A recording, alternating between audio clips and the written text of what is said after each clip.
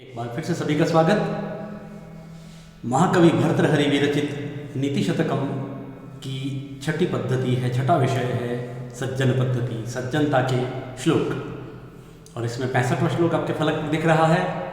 मुझे जो श्लोक दिख रहा है वो शार्दुल विक्रीडित की जो मीटर स्केल है वो दिख रही है। आइए सबसे पहले इसका गान करें। संतप्तायसि संस्थितस्य पयसो नामापि न ज्ञायते मुक्ताकारतया तदेव नलिनी पत्रस्थितं राजते स्वात्यं सागरशुक्तिमध्यपतितं तन्मौक्तिकं जायते प्रायेणाधममध्यमोत्तमगुणः संसर्गतो जायते। कियत मधुरम शार्दुल विक्रीडितम।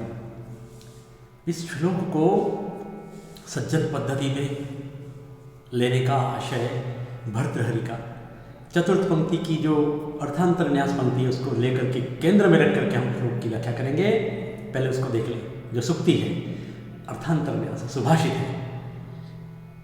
प्रायेण हमेशा अधम मध्यम उत्तम गुण, व्यक्ति के अंदर अधम मध्यम और उत्तम गुण, नीचता, मध्यम और उत्तम श्रेष्ठता, ये संसर्ग से ही होती है। अच्छा बुरा और मध्यम गुण संगति से ही आता है। ये बताया है पानी के उदाहरण से, पानी के बूंद के उदाहरण से।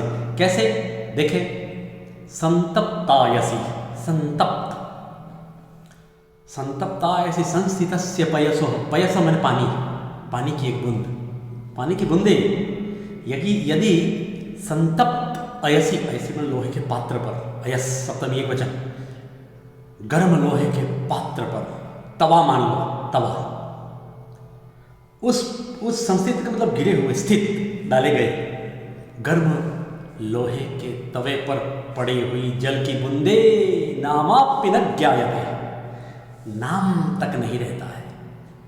चू चम की आवाज आती, खत्म, खाक हो गया।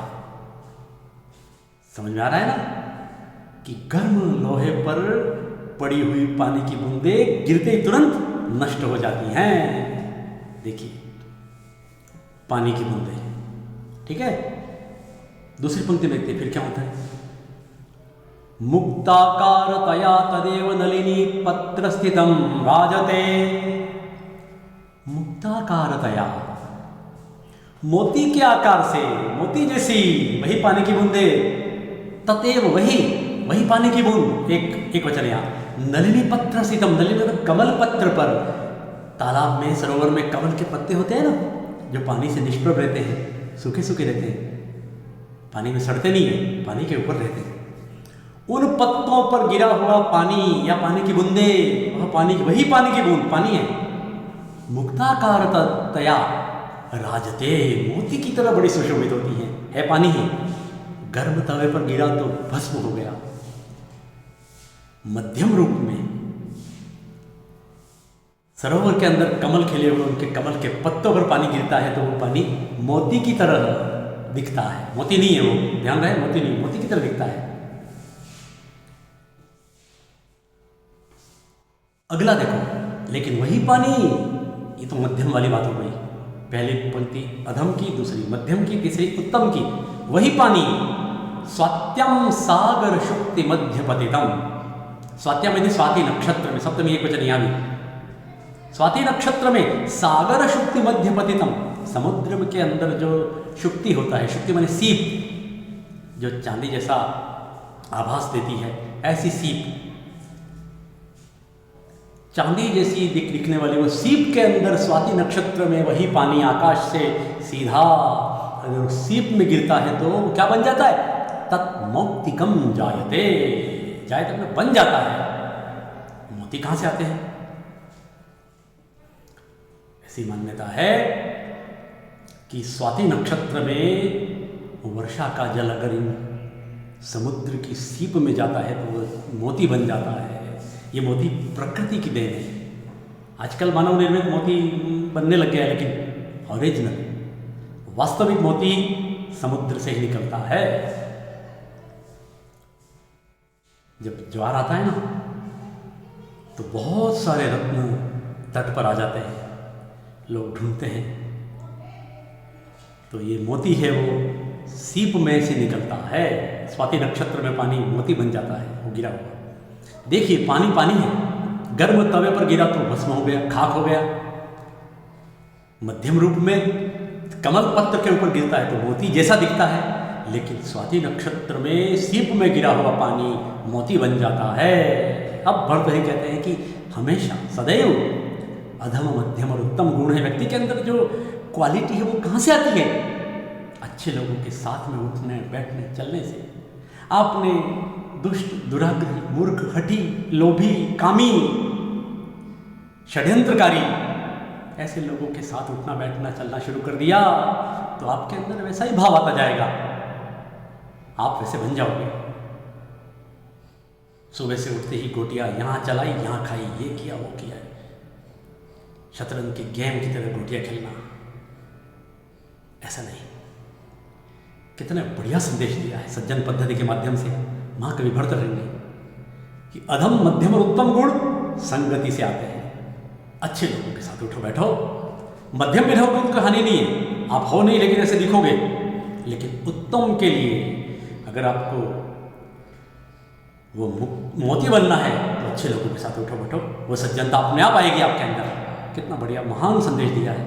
मैं कह चुका हूँ इस श्लोक का सारा भाव। आइए कुछ ई कंटेंट आपको बताते हैं श्लोक के माध्यम से। अन्वय, शब्दार्थ, जो विद्यार्थी हैं जिनको परीक्षा की दृष्टि से ये तैयार करना है वे अब इसको नोट करें।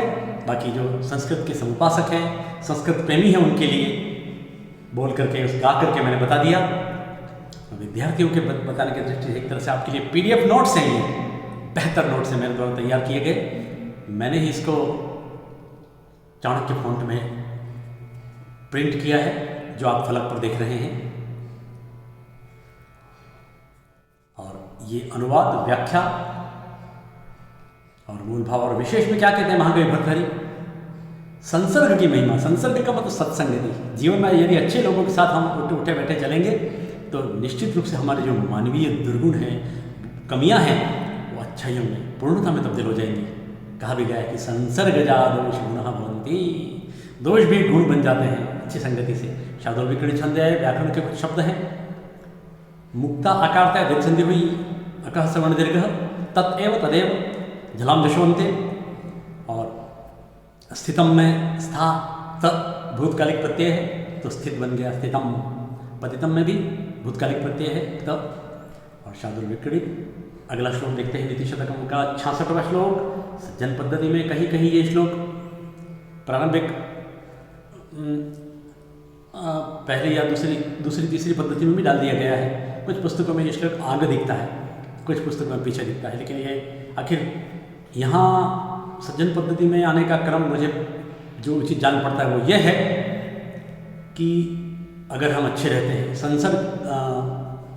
संसर्ग या सत्संगति से अच्छे लोगों के साथ उठे बैठेंगे तो जीवन में 3 लोग अच्छे मिलेंगे, वरना जीवन नरक बन जाएगा।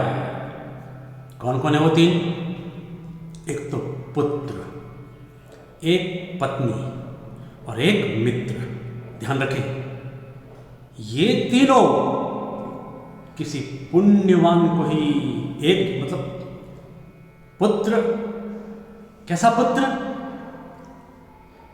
यह प्रीणयेत् सुचरितै पितरं सपुत्रो यद्भर्तुरेव हितमिच्छति तत्कलत्रम् तन्मित्रमापदि च सुखे तन्मित्रमापदि सुखे च समक्रियं यदेतत्त्रयं जगति पुण्यकृतो लभन्ते। पुण्यकृतः एतत्त्रयं लभन्ते अस्मिन् जगति। इस तीनों, देखो, पुत्र ऐसा मिल जाएगा जो अपने आचरण से पिता को सदैव प्रसन्न रखे, अच्छे सच्चरित्र, उत्तम आचरण से माता पिता का खून बढ़ाने वाला बेटा मिल जाए। किस्मत वाले को मिलता है, ऐसा, ऐसी संतति, ऐसा संतान। दूसरा कलत्र माने पत्नी। कलत्रम शब्द यहाँ नपुंसकलिंग है। तो पत्नी कैसी? यद भर्तु एव हितम इच्छति, जो केवल अपने भर्ता का ही हित चाहती है, अपने पति का ही हित चाहती है, अपने पति के अलावा पर पुरुष को अपने दिमाग में लाती ही नहीं है। सदैव उसका चिंतन, उसका हित, उस पति पत्नी की ट्यूनिंग समाज या परिवार के लिए स्वर्ग जैसा वातावरण बना देती है। जहाँ नहीं है वहाँ विपत्ति आती है, आपदाएं आती हैं, समस्याएं आती हैं। देखें, हम जीवन प्रबंधन का हिस्सा है श्लोक, ध्यान रखें। नॉट ओनली लाइफ मैनेजमेंट, यहाँ से और नीचे देखें तो फैमिली मैनेजमेंट, सोसाइटी मैनेजमेंट। जो अपने अच्छे आचरणों से पिता को प्रसन्न करे वह पुत्र, जो सदैव अपने पति का हित चाहे, पति के अनुकूल, हित चाहने का मतलब उसके अनुकूल, परिवार के अनुकूल, उसके रंग में रंग जाना, उसके साथ देना, पग पग पर उसकी योजनाओं में हाथ बटाना, हित चाहने का मतलब। और उसके अलावा पति के अलावा बाकी लोगों से दुश्मनी ये भी नहीं है, लेकिन अपने पति के हर कार्य में साथ। ये सप्त फेरे जो सप्तपदी के लेते हैं उसमें क्या है? यही तो है, अग्नि के फेरे लेते हुए सुख और दुख में साथ रहने का वचन लिया जाता है पति पत्नी के द्वारा। तो जो अपने भर्ता का हित चाहती है वो ऐसी पत्नी, अपने पति का हित चाहती है ऐसी पत्नी। और तीसरा कौन है? तन मित्रम, मित्र कौन सा? आपदि सुखे च समक्रियम। आपत्ति में आपत्ति काल में सप्तमी एक वचन, सुखे सुख में सप्तमी एक वचन, आपत्ति काल में और संपत्ति काल में, सुख और दुख में, दोनों में समक्रियम, समान रहे, दोनों में समान रहता है। सुख में भी वैसा ही, दुख में वैसा है। पॉकेट दोस्त नहीं हो, जो सुख में पैसे हैं तब तक दोस्त है, धन गया तो दोस्त भी गया, वैसा नहीं। दुख में दोस्त की पहचान होती है भाई, तन मित्रम, ऐसा मित्र जो आपत्ति काल में भी और सुख में भी समान रहे। इस प्रकार का पुत्र, इस प्रकार की पत्नी और इस प्रकार का मित्र, ये तीनों किसी पुण्यवान को ही मिलते हैं, ये कह रहे हैं महाकवि भर्तृहरि। इसको सज्जन पद्धति में से डाला है कि सज्जन को ये ईश्वर का वरदान होता है कि इस प्रकार का सज्जन है तो उसे पुत्र मिलना चाहिए, पत्नी भी और मित्र भी, तो जीवन स्वर्ग है। और क्या चाहिए? संपत्तियां गौण है, तुमने धन कमा लिया, कितना लाखों करोड़ों इकट्ठे कर लिए, लेकिन ऐसा पुत्र नहीं मिला, संतति ऐसी नहीं मिली, अरे ऐसी पत्नी नहीं मिली और ऐसा मित्र नहीं मिला, तो पैसा और धन क्या काम का, करोड़ अरबों किस काम के। और थोड़ा भी है लेकिन ये सब अच्छे हैं, मैं उस व्यक्ति को पुण्यवान नहीं, धनवान, रूपवान, शब्दवान, गुणवान, ये जीवन का, ये धरती स्वर्ग से सुंदर है जब इस प्रकार का मिले। तो श्लोक का ये कंटेंट देखें, अन्वय शब्दार्थ देखें छात्र, जो विद्यार्थी हैं, विद्यायाः अर्थी अर्थिनः, ये सज्जन पद्धति से उद्धृत प्रस्तुत पद्य में महाकवि ने पुण्य कर्मों से, अच्छे कर्मों से तीनों मिलते हैं ऐसी बात नहीं। देखो ताल ठोक के कहा, पुण्य कृतः लभन्ते, मतलब किस्मत वाला नहीं, ध्यान रहे, पुण्य कर्म करने वाला, सज्जनता के कर्म करने वाला, साधु स्वभाव वाला, कहते हैं ना भलमनसाई। अरे आपका हृदय साफ रखो भाई, तो ये सब मिलेगा, अवश्य मिलेगा। अंदर षड्यंत्र, अंदर नियत में खोट है, मनसा वाचा कर्मणा खोट है, मन से सोचना अलग, बोलना अलग, कहना अलग, उनको ही नहीं मिलते। ये बात कही है महाकवि ने इसमें श्लोक में। इस प्रकार से देखें, अपने सत्य आचरणों से पिता को प्रसन्न करना चाहिए। पुत्र का धर्म है, पत्नी का धर्म है कि वो सदैव अपने पति के अनुकूल और उसके योजनाओं में, उसके कार्यों में साथ रहे। और मित्र वो है जो दोनों में काम आए, सुख दुख में। हो गया। इसके बाद हम देखें सुयोग्य पुत्र, सद्व्रता पत्नी, आदर्श मित्र, ये परम सौभाग्य से मिलती है। इसके लिए निरंतर पुण्य कर्म करते रहना चाहिए, यही संदेश है श्लोक का। और इस श्लोक में वसंत तिल का छंद है, कुछ व्याकरण के कुछ बिंदु देखने हो तो भर्तुरेव, ऋतु संधि हुई है, देखें सजशोरु भर्तुरेव भर्तुरेव। और यहाँ और कोई शब्द आपको पता चलता है तो कलत्रम शब्द कैसे बना है उसका भी बहुत अच्छा विश्लेषण किया है। गकारस्य ककार इति, गढ़ धातु है, गढ़ शब्द है, गढ़ में अत्रन प्रत्यय लगने से कलत्र बनता है।